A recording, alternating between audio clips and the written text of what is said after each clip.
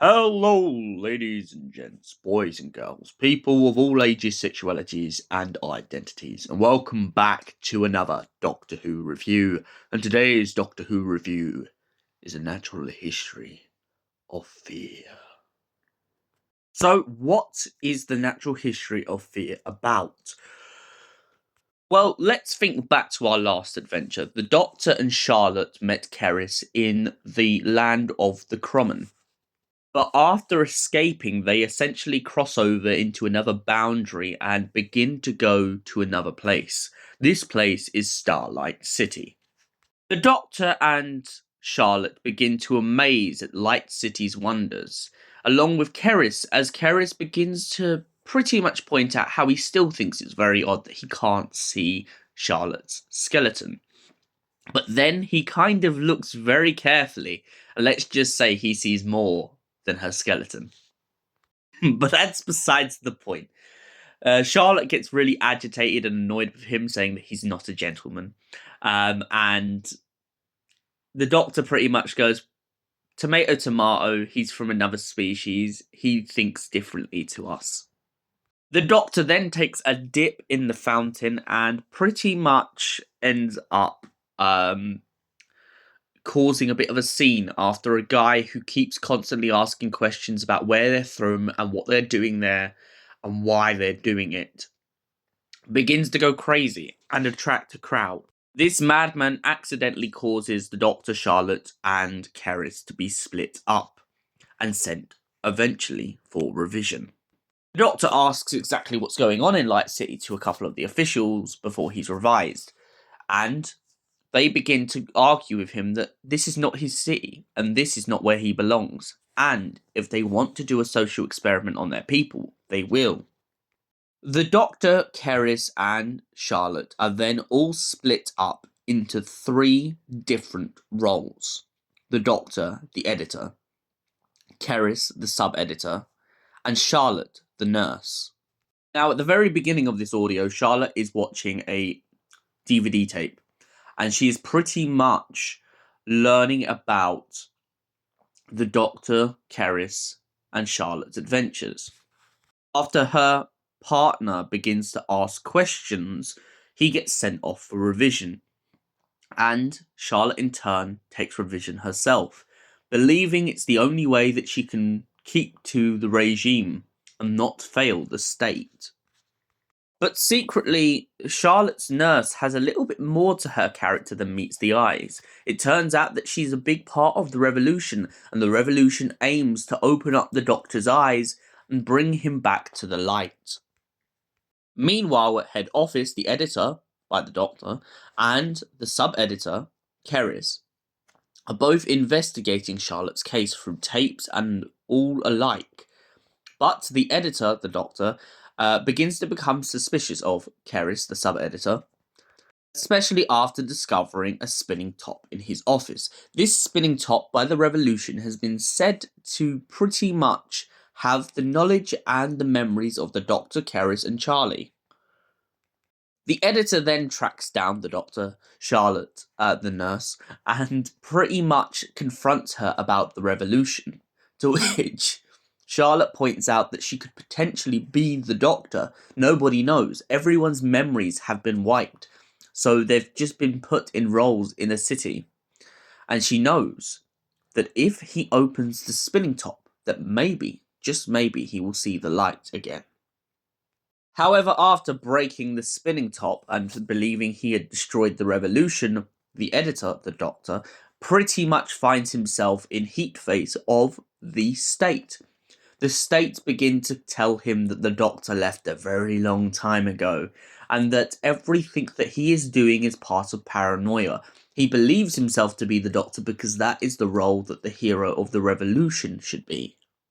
They also point out that no matter how deluded he is, no matter how far he goes, there is still something deep down inside. Questions breed answers, answers breed knowledge, knowledge is the evil of the state. So over the course of this story, we have some really interesting light-hearted moments in which the Doctor, Charlotte, and Keris's eyes are open to the truth behind the state, the evil behind the plan, the social experiment gone wrong. The Doctor, when he's the editor, also refers to Charlotte Pollard as Proles. Proles, for anyone who's never read 1984, is pretty much a lower class system of the state in which they are seen as less than human. They're seen as submissive, they are seen as people who essentially you give them TV, you give them luxury, they won't argue back, they won't revolt. However, as shown in 1984 and shown in this, it's quite clear that that is the complete opposite of what happens. There are certain sectors, there are people who will question, as there are in any society, there is always going to be people who want answers to the bigger questions and how everything began in the first place. The irony in this story as well, though, is how the Doctor thinks that destroying the spinning top is going to destroy him and Charlotte and Keris. I think the spinning top, from my understanding of this audio, is pretty much trying to say it's a metaphor that their memories can't be destroyed, but they can be transferred. So, by the fact of the Doctor pretty much breaking it, kind of shows that at some point in this story, the Dr. Keris and Charlotte have properly woken up to their real personalities. The city tries to program Charlotte once again and pretty much wipe all of her memories of who she was and who she could become. Uh, Especially after they come up with this concept that people should not have names, and by giving her a name, it gives her value. Uh, but of course, the Doctor, Charlotte, and Keris once come together once again and manage to overcome the state. However, before this can be achieved, the Doctor pretty much holds Charlotte and Keris and the rest of the Starlight City upper class uh, at gunpoint.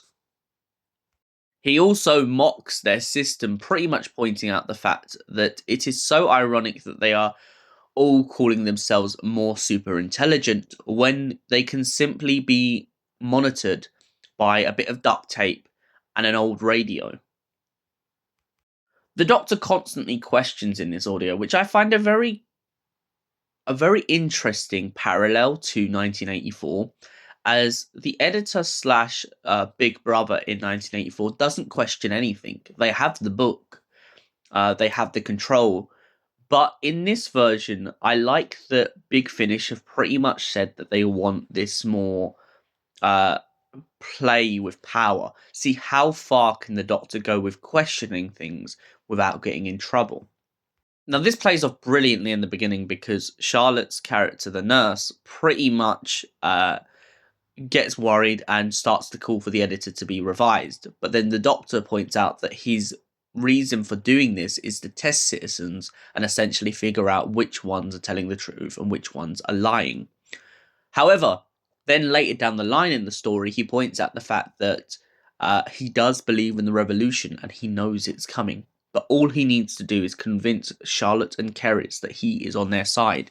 Keris reluctantly, in one part of this story before he's revised, doesn't believe the Doctor. And in his defense, I can understand because he is pretty much Wilson or Winston. No, it's Winston, isn't it, in 1984? He's Winston in 1984, Keris, because he's this character who he doesn't know if the state is playing him. He doesn't know whether they truly love him. I also love the parallels between 1984 when Keris's feelings for Charlotte comes to fruition. This idea that Keris and Charlotte could have a relationship, and the fact that he just openly tries to expose it to Charlotte and she doesn't believe him is brilliant. It kind of reminds me of the ending of 1984 when Winston and his girlfriend are sitting in a thing and they both hate each other, but they know they secretly both still love each other. So now that we've got the story out of the way, let's get into the scoring cards. 1984 is a brilliant story out there, and I feel like the natural history of fear definitely plays off of the premise of it. The fear, the hunger, the hurt. All of these elements make this story so bitterly sweet. The idea of not being able to question anything, the idea of not being able to have a name. These are all elements that can scare anyone to the bone. How do you live? How do you survive? How do you move forward when you know that your next move can be judged? And for that reason, I give The Natural History of Fear a solid 10 out of 10. Thank you for watching, and we will see you in the next Doctor Who review. Until then, stay beautiful and have an incredible day.